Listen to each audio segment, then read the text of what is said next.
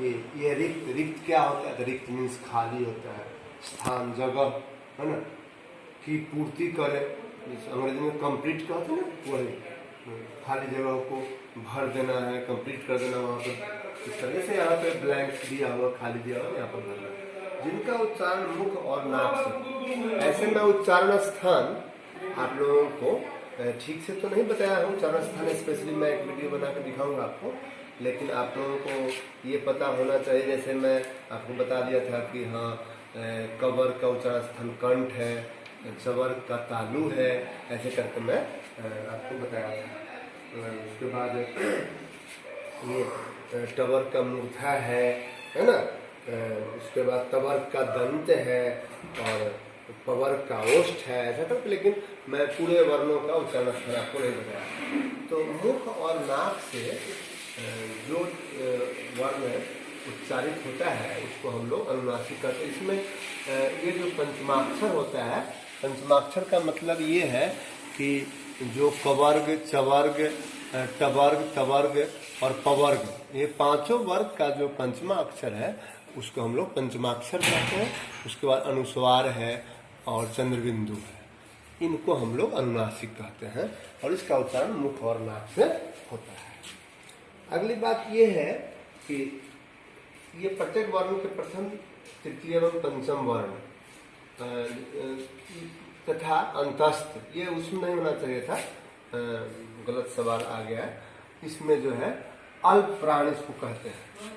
जैसे आप लोग ऐसे देख सकते हैं, क, ख, ये ख ऐसे सटा रहता है, ग, घ, अंग, है ना, च, छ, ज, झ, ञ। तो ये इसमें जो प्रथम वर्ग है, प्रथम वर्ण है, तृतीय है ना, उसके बाद पंचम है और इसमें आता है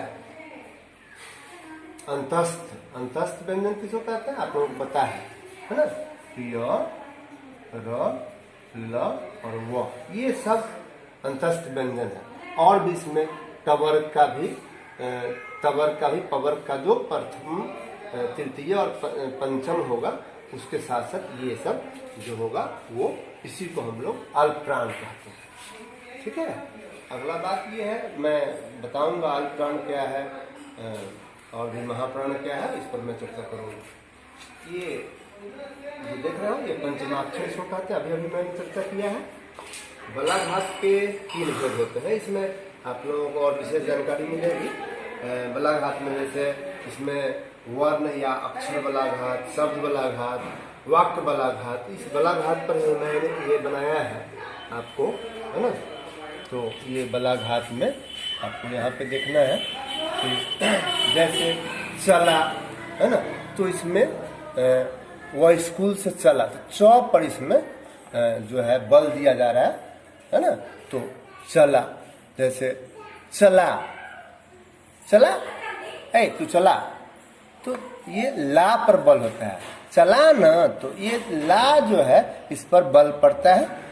ये अक्षर बलाघात है, वर्ण बलाघात भी इसको कहते हैं, वर्ण या अक्षर। तुम नहीं पढ़ोगे, है ना, तो इसमें देख रहे हैं आप, ये साधारण सी बात है, तुम नहीं पढ़ोगे, इसका मतलब यह हुआ कि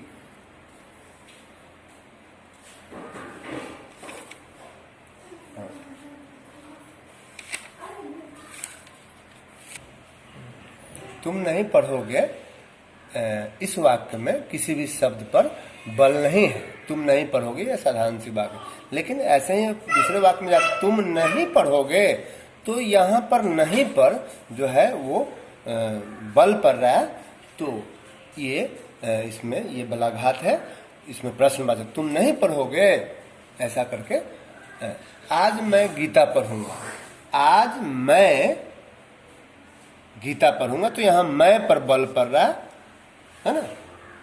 इसी बात को अगर दूसरे तरह से कहा जाए, आज मैं गीता पढ़ूंगा,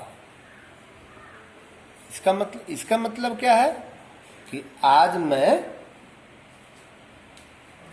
गीता पढ़ूंगा, कोई दूसरा नहीं पढ़ेगा, है ना। कल किसी ने पढ़ा होगा, कल किसी ने गीता पढ़ा होगा, आज मैं पढ़ूंगा गीता, इस वाक्य से। और आज मैं गीता पढ़ूंगा यानी मैं कल कुछ और पढ़ा था, आज मैं गीता पढ़ूंगा। समझ में आ रहा होगा, यहाँ गीता पर बल पड़ रहा है। तो ये इस तरह से 3 बलाघात होते हैं। मैं बोला कि वर्ण या अक्षर बलाघात, शब्द बलाघात या वाक्य बलाघात। 2 पदों के बीच मौन विराम को संगम कहते हैं। ये मौन विराम क्या है? ये मौन विराम यही है।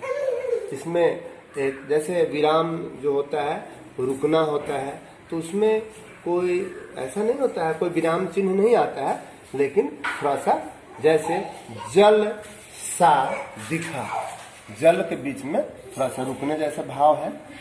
जल सा दिखा, जल जैसा दिखा, दिखाई दिया। और जलसा दिखा, जलसा दिखा यानी कहीं पर सभा हो रही थी, कहीं कोई उत्सव हो रहा था, वो चीज दिखाई दिया, यानी ये दोनों एक साथ है।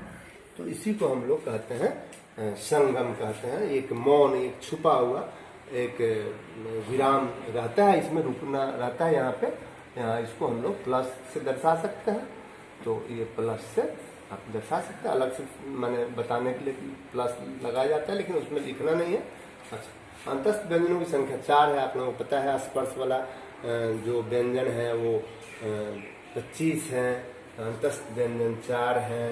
फिर उसके बाद उष्म व्यंजन भी 4 है। मैं पहले पिछले वीडियो में बताया था। ये ड़ हिंदी के अपने व्यंजन है, मैं आपको बताया था, अपना व्यंजन। और तो सब संस्कृत का है, ये अपना व्यंजन है। ह्रस्व, दीर्घ और प्लुत ये स्वर के भेद हैं। मैं बताया था स्वर के 3 भेद हैं, है ना। ये जो उच्चारण होता है, उच्चारण के जो अनुसार होता है, उसके 3 भेद होते हैं। और उसके बाद जो उच्चारण में समय लगता है, उसके आधार पर ये 3 भेद होते हैं। ये एक स्वर की जाति के आधार पर जो स्वरों के भेद होते हैं, उसमें ये विजातीय स्वर है। सजातीय स्वर में जैसे अ, ये इससे आप बनता है ना। ई दोनों ई है। उ ये जो होता है ये अ आ ई उ ये जो है सजातीय है। और बाद बाकी जो है उधर वाला सब विजातीय है। ठीक है, तो ये विजातीय है और ये सब विजातीय है। जैसे और इसके बारे में मैं और एक दिन बता दिया था, उसमें देख लेंगे। सही जोड़े बनाना इसमें। ये जो यहाँ पे जो तल में ये छूट गया था, मैं बाद में दिया हूँ इसको, है ना। तो ये तल वाले बिंदु है ना, किसी तल में जो बिंदु दिया रहता है, तल वाला बिंदु जो रहता है वो अरबी फारसी शब्दों में ज्यादा प्रयुक्त होता है, तो ये इसमें लगेगा। और ये ज, फ और अ ये अंग्रेजी शब्दों में प्रयुक्त होता है ऐसा। ठीक है, जो ये ज, फ उर्दू में भी होता है, अरबी फारसी में भी, और इसमें भी होता है। इसका उदाहरण मैं बताऊंगा फिर अगले वीडियो में। ठीक है, यार अलावा ये क्या है? तो ये अल्प प्राण है। ये अल्प प्राण क्या होता है? तो अल्प प्राण के बारे में, ये अल्प माने होता है थोड़ा, प्राण माने जो श्वास जो हम लोग लेते हैं, हवा लेते हैं, प्राण वायु, उसी को हम लोग अल्प प्राण। तो जिस व्यंजन के उच्चारण में जो है वो